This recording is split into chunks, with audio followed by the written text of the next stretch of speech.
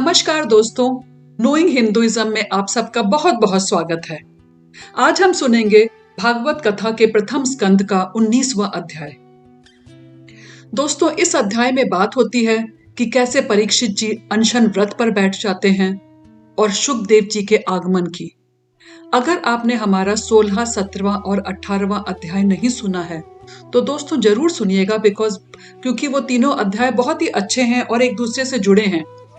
उन 3 अध्याय में बात होती है कि कैसे परीक्षित जी एक बार जब धर्म और पृथ्वी का संवाद सुनते हैं, वो सुनते हैं कि कृष्ण के इस लोक से जाने के बाद पृथ्वी और धर्म पर कितना बुरा समय आ गया था और कैसे कलयुग आकर के उन दोनों को परेशान कर रहा है, वो सुनिए। उसके बाद आप ये सुनेंगे कि कैसे राजा परीक्षित कलयुग को दंड देते हैं। और अगर आप जानना चाहते हैं कि कलयुग कौन से 5 निवासों में रहता है, उसके वास कौन से हैं, वो 5 जगह जहां पर कलयुग निवास करता है, तो अध्याय 17 को जरूर सुनिएगा। उसके बाद हम सुनते हैं कि अध्याय 18 में कि परीक्षित जी से जो भगवान कृष्ण के इतने प्रिय थे कि उनको कोख में भी कृष्ण जी ने बचाया था, और वो परीक्षित जो भगवान के इतने बड़े भक्त थे, उन परीक्षित जी से ऐसी क्या गलती हो गई कि उनको श्रृंगी ऋषि जी ने एक श्राप दे दिया कि 7 दिन के अंदर तक्षक सांप आपको काट जाएगा। तो दोस्तों प्लीज 17-18 को जरूर सुनिएगा अध्याय को, क्योंकि आप इस अध्याय को और ज्यादा अच्छे से समझ पाएंगे। और इस अध्याय में एक बहुत बहुत ही गूढ़ प्रश्न है जो परीक्षित जी ने अपने सारे गुरुओं से पूछा है, जो वहां पे उनके सामने उनके व्रत में बैठे हुए हैं। वो उनका प्रश्न है कि सब अवस्थाओं में और विशेष करके थोड़े समय में मरने वाले पुरुषों को, तो अगर कोई पुरुष या स्त्री है जिसके पास थोड़ा ही समय है और उसको पता है वो मरने वाला है, या जनरली अदरवाइज भी हम सबको पता है कभी ना कभी तो हर पुरुष और हर स्त्री ने मरना है, हर इंसान ने मरना है, तो वो अपने अंतःकरण और शरीर के लिए ऐसा कौन सा कर्म करे जो उसके लिए योग हो। तो यह प्रश्न भी परीक्षित जी पूछते हैं अपने सारे गुरुओं से। So my dear friends, welcome to knowing Hinduism. This is 19th Adhyay, and if you have not listened to 16th, 17th, 18th, please do those. Please listen to that because these are interconnected. In this Adhyay, we would talk about how King Parikshit went on to fasting, and we also talk about Shukdev Ji ka Agaman, that is the entry of Shukdev Ji. One question that Raja Parikshit asked from all his gurus around was, for mortal beings who are going to die, or when they are going to die in a very short period of time, what are the tasks that should be done by them for their mind and body's well-being? So friends, get ready to listen to this अध्याय। दोस्तों, अब हम ये अध्याय अपना शुरू करते हैं, और उससे पहले हम आपको बस एक चीज बताना चाहते हैं कि नोइंग हिंदुइज्म में हमारा सिर्फ एक ऑब्जेक्टिव है कि श्रीमद् भागवत पुराण को आपके सामने उसके प्योरेस्ट फॉर्म में लेकर के आए। छोटा किया है पर उसकी प्योरिटी को बिल्कुल भी कॉम्प्रोमाइज नहीं किया है। तो शुरू करते हैं 19वां अध्याय। सूत जी कहते हैं, राजधानी में पहुंचने के बाद राजा परीक्षित को अपने उस निंदनीय कर्म के लिए बड़ा पश्चाताप हुआ। अब वो निंदनीय कर्म क्या था? वो निंदनीय कर्म हमने पहले वाले वीडियो में बताया है कि परीक्षित जी ने गुस्से में आकर शमीक ऋषि के गले में मरा हुआ सांप डाल दिया था। क्योंकि शमीक जी ने उनको पानी नहीं दिया था, वो बहुत थके हुए थे, परेशान थे, तो क्रोध में आकर के उन्होंने शमीक ऋषि के ऊपर गले में मरा हुआ सांप डाल दिया था। तो जब वो वापस आए राजा परीक्षित, तो उनको अपने इस निंदनीय कर्म पर इतना पश्चाताप हो रहा था, वो बहुत उदास हो गए और सोचने लगे कि मैंने निरपराध एवं तेज छिपाए हुए ब्राह्मण के साथ कितना नीच व्यवहार किया। वो अपने आप में इतने ग्लानि से भर गए कि उनको लगने लगा कि उन्होंने कितना बुरा व्यवहार कर दिया है। यह बड़े खेद की बात है। अवश्य ही उन महात्मा के अपमान फलस्वरूप शीघ्र ही मुझ पर कोई घोर विपत्ति आएगी। उनको थोड़ा डर भी लगने लग गया कि अब मैंने इतना नीच काम किया है तो जरूर मेरे ऊपर या मेरे राज के ऊपर कोई विपत्ति आएगी। पर उनको लगा चलो अगर विपत्ति आ भी जाएगी तो कोई बात नहीं, क्योंकि शायद वो ही मेरे पापों का प्रायश्चित हो जाएगा। वो बोलते हैं, अपने मन में सोचते हैं कि ब्राह्मणों की क्रोध अग्नि आज ही मेरे राज्य, सेना और भरे पूरे खजाने को भी जलाकर खाक कर दे, तब भी मुझे बुरा नहीं लगेगा, क्योंकि मैंने इतना बड़ा पाप किया है। ये बात वो सोच ही रहे थे कि ऋषि कुमार के शाप से तक्षक उन्हें डसेगा, इस बात का उनको पता चल गया। उनको पता चल गया कि ऋषि कुमार जो शमीक ऋषि के पुत्र थे, उन्होंने उनको एक श्राप दे दिया है और उस श्राप के कारण तक्षक उनको 7 दिनों में डस लेगा और उनकी मृत्यु हो जाएगी। ये श्राप सुनकर के राजा परीक्षित को बिल्कुल भी बुरा नहीं लगा। उन्होंने सोचा, बहुत दिनों से मैं संसार से आसक्त हो रहा था, अब मुझे शीघ्र वैराग्य होने का कारण प्राप्त हो गया है। एक तरह से वो अंदरूनी ढंग से खुश हो गए कि चलो अब मैं वैराग्य ले सकता हूं। वे इस लोक और परलोक के भोगों को तो पहले से ही तुच्छ समझते थे, अब उनका त्याग करके भगवान श्री कृष्ण के चरण कमलों की सेवा करने का उनको बहुत अच्छा मौका मिल गया और उन्होंने अनशन व्रत लेकर के गंगा तट पर बैठने का निश्चय किया। उस समय त्रिलोकी को पवित्र करने वाले बड़े बड़े महानुभाव ऋषि मुनि अपने शिष्यों के साथ वहां पधारने लग गए, जहां पर राजा परीक्षित अपना अनशन व्रत करने के लिए बैठे थे, और वो था गंगा का तट। संत जन प्रायः तीर्थ यात्रा के बहाने स्वयं उन तीर्थ यात्रियों को भी पवित्र करते हैं। इस प्रकार विभिन्न गोत्रों के मुख्य मुख्य ऋषियों को एकत्र देखकर राजा ने सबका यथायोग्य सत्कार किया और उनके सामने खड़े होकर जो कुछ कहना चाहते थे उनको सुनाने लगे। राजा परीक्षित ने उन सब से कहा, अहो, समस्त राजाओं में हम धन्य हैं, धन्य हैं हम, क्योंकि अपने शील स्वभाव के कारण हम आप महापुरुषों के कृपा पात्र बन गए हैं।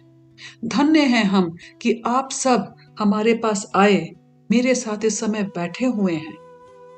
राजवंश के लोग तो प्रायः निंदित कर्म करने के कारण ब्राह्मणों से दूर रहते हैं, ब्राह्मण उनके पास आते नहीं हैं।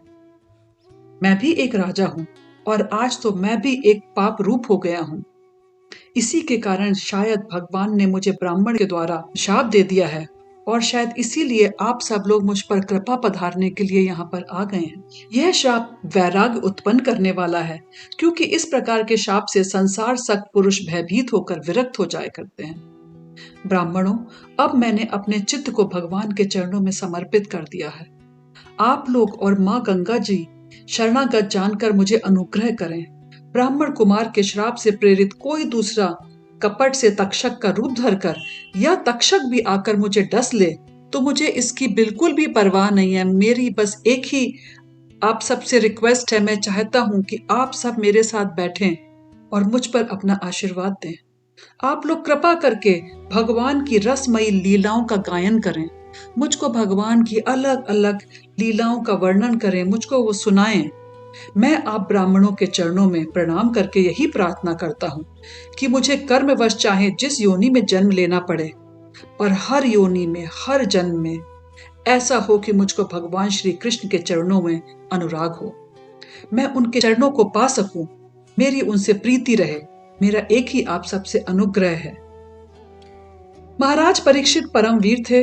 वे ऐसा दृढ़ निश्चय करके गंगा जी के तट पर बैठे थे, क्योंकि उन्होंने अपना राजकाज का सारा भार तो अपने पुत्र जन्मजय को दे रखा था और अब उनके पास सारे गुरु, सारे ब्राह्मण, सारे अच्छे अच्छे लोग सब बैठे हुए थे और उन सब की सभी उपस्थिति महर्षियों में से परीक्षित के निश्चय की सबने प्रसन्नता की। सबने कहा, परीक्षित जी, हम सब आपसे इतने प्रसन्न हैं, सुन करके ही इतना अच्छा लग रहा है कि आपको बिल्कुल भी बुरा नहीं लग रहा है कि आपको श्राप मिला है, आप खुश होकर के इस श्राप को सहन कर रहे हो। यह बात सुनकर राजा परीक्षित ने उन मुनियों का अभिनंदन किया और फिर से भगवान के मनोहर चित्र को सुनाने की प्रार्थना की। विप्रवरों, आप लोगों पर पूर्ण विश्वास करके मैं अपने कर्तव्य के संबंध में यह पूछने का योग्य प्रश्न कर रहा हूं। दोस्तों, फ्रेंड्स, आप जो परीक्षित जी ने प्रश्न किया था उस प्रश्न को मैं बोलती हूँ। सूत जी ये प्रश्न बताते हैं, आप सभी विद्वान परस्पर विचार करके बतलाइए कि सबके लिए सब अवस्थाओं में और विशेष करके थोड़े समय में ही मरने वाले पुरुषों के लिए अंतःकरण और शरीर से करने योग्य कौन सा कर्म है। वो पुरुष, वो लोग जो कुछ समय में मरने वाले हैं या वैसे भी हर अवस्था में ऐसा कौन सा कर्म करें कि उनका अंतःकरण और शरीर को शुद्धि मिले, उनकी आत्मा को खुशी मिले। उसी समय ये प्रश्न वो पूछ ही रहे थे, परीक्षित जी ये प्रश्न पूछ ही रहे थे कि उसी समय पृथ्वी पर स्वेच्छा से विचरत करते हुए किसी की कोई अपेक्षा न रखने वाले व्यास नंदन भगवान श्री सुखदेव जी वहां प्रकट हो गए। सुखदेव जी जब प्रकट हुए थे, 16 वर्ष की उनकी अवस्था थी। चरण, हाथ, भुजाएं, कंधे बिल्कुल सुकुमार लग रहे थे। नेत्र बड़े बड़े थे, मनोहर थे। इनके मुख में बहुत ही शोभा चमक रही थी। इस दिगंबर वेश में भी श्रेष्ठ देवता के समान तेजस्वी जान पड़ते थे। श्याम रंग था। यद्यपि उन्होंने अपने तेज को छिपा रखा था, फिर भी उनके लक्षण जानने वाले मुनियों ने उन्हें पहचान लिया और वे सब के सब अपने अपने आसन छोड़ के उनके सम्मान के लिए उठ खड़े हुए। राजा परीक्षित ने भी अतिथि रूप से पधारे हुए श्री सुखदेव जी को सिर झुका करके प्रणाम किया और उनकी पूजा की। सबके द्वारा सम्मानित होकर श्री सुखदेव जी आसन पर विराजमान हुए। वास्तव में वे ही सब महात्माओं के भी आदरणीय थे। जब प्रखर बुद्धि श्री सुखदेव जी शांत भाव से बैठ गए, तब भगवान के परम भक्त परीक्षित ने उनके समीप जाकर के उनके चरणों में सिर रख कर बहुत मधुर वाणी में पूछा, आप तो योगियों के परम गुरु हैं, इसीलिए मैं आपसे एक प्रश्न कर रहा हूं। जो पुरुष सर्वदा मरणासन में हो, उसको क्या करना चाहिए? भगवान, साथ यह भी बतलाइए कि मनुष्य मात्र को क्या करना चाहिए। वे किसका श्रवण करें, किसका जाप करें, किसका स्मरण करें, किसका भजन करें तथा किसका त्याग करें। मुनिवर, आपका दर्शन अत्यंत दुर्लभ है, क्योंकि जितनी देर एक गाय दुही जाती है, गृहस्थों के घर तो आप उतनी देर ठहरते भी नहीं हैं, और आप यहाँ पर खुद पधारे। मैं और हम सब लोग यहाँ पर धन्य हो गए हैं। सूत जी कहते हैं, जब राजा ने बड़ी ही मधुर वाणी से इस प्रकार का प्रश्न किया, तब भगवान श्री सुखदेव जी उनका उत्तर देने लगे। और दोस्तों, इस अध्याय में यहीं पे अध्याय समाप्त हो जाता है, जहां पर राजा परीक्षित ने सुखदेव जी से यह प्रश्न किया है कि मनुष्य मात्र को क्या करना चाहिए, किसका श्रवण, किसका जाप, किसका स्मरण, किसका भजन करना चाहिए। आगे हम सुनेंगे, आगे वाले प्रसंगों में हम सुनेंगे कि सुखदेव जी ने क्या उनको बताया था, क्या अपने उपदेश दिए थे। सो दोस्तों, इसके साथ हमारा 19वां चैप्टर समाप्त होता है और आप सबको नोइंग हिंदुइज्म की तरफ से बहुत बहुत धन्यवाद। हमारा सिर्फ एक ही कोशिश रहती है कि आप सबके पास भागवत पुराण प्योरेस्ट फॉर्म में पहुंचे। और हम ये क्यों करना चाहते हैं?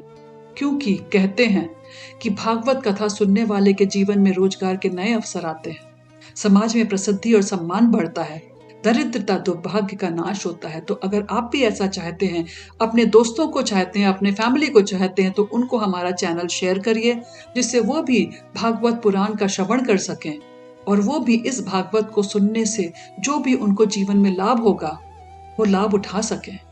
सो दोस्तों, इसके साथ हमारा ये आज का वीडियो समाप्त होता है। आप सबको बहुत बहुत धन्यवाद और नमस्कार। आपसे आगे फिर मिलेंगे। भगवान श्री कृष्ण की कृपा आप सब पर हमेशा बनी रहे। नमस्कार दोस्तों।